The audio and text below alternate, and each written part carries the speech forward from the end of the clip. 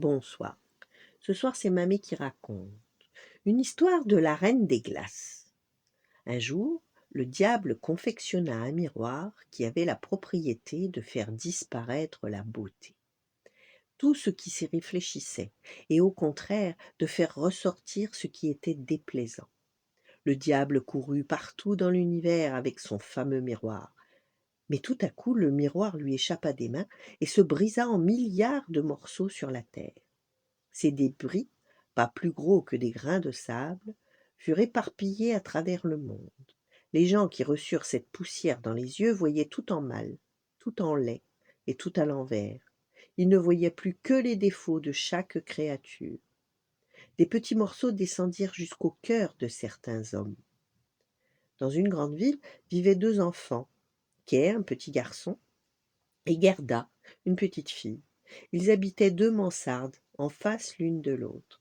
Les deux enfants avaient l'habitude de se retrouver assis côte à côte dans leur petit jardin au milieu des roses. Un jour, alors que Kay et Gerda regardaient un livre d'images, Kay s'écria soudain: Aïe, il m'est entré quelque chose dans l'œil. C'était un des morceaux du terrible miroir qui fait paraître petit et laid ce qui est grand et beau. Kay n'avait plus mal, mais ce produit de l'enfer était en lui. Le lendemain, Kay vit un grand traîneau blanc conduit par un personnage couvert de fourrure. Kay y attacha son petit traîneau, et le grand traîneau s'élança à toute vitesse hors de la ville. La neige se mit à tomber. Paniqué, Kay voulut détacher son traîneau de l'autre. Soudain, le traîneau s'arrêta et son conducteur se leva. C'était la reine des glaces. Pour réchauffer Kay, elle l'enveloppa dans son manteau de fourrure, et Kay crut s'enfoncer dans la neige. Il oublia alors la petite Gerda. Quand le printemps revint, Gerda se mit en route pour rechercher Kay. Une corneille et un renne voulurent savoir où elle allait. Gerda leur raconta ses aventures et demanda s'ils avaient vu le petit Kay. Peut-être, dit l'oiseau, mais il t'aura oublié, car il ne pense plus à personne. Quand nous l'avons vu, il était assis dans le traîneau de la reine des glaces, et il allait en Laponie, là où la reine a son palais d'été. Et il y est très heureux. Cela vient de ce qu'il a au cœur un éclat de verre, et dans l'œil un grain de ce même verre qui dénature les sentiments et les idées. Il faudrait lui retirer, sinon il ne reviendra jamais.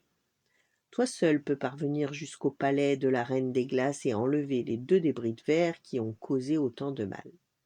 Gerda s'assit sur le dos d'un renne et partit comme une flèche, galopant jour et nuit à travers les forêts et les steppes. Ils arrivèrent en Laponie devant le palais. La neige y tombait à gros flocons. Gerda s'approcha.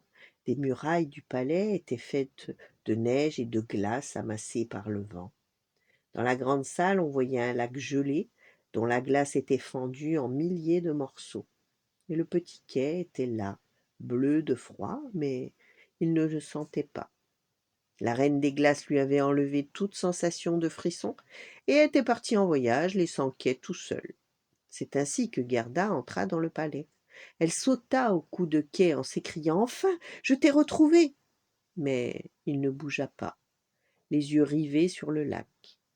Gerda pleura et ses larmes tombèrent sur la poitrine de Kay. Elles pénétrèrent jusqu'à son cœur et en firent fondre la glace. Le vilain éclat de verre fut ainsi emporté avec la glace fondue. Alors Kay éclata en sanglots, des larmes jaillirent de ses yeux et le grain de verre en sortit. Il reconnut Gerda. Mais où étais-tu pendant si longtemps? Et moi, où je suis? Après un très long voyage, les enfants aperçurent enfin la ville où ils vivaient. En passant devant une glace, ils s'aperçurent qu'ils étaient devenus des grandes personnes. Les roses devant les mansardes étaient fleuries. Ils restèrent longtemps assis, se tenant par la main. Ils avaient grandi, et cependant ils étaient encore des enfants par le cœur. Voilà, bonne nuit, faites de beaux rêves, et à demain.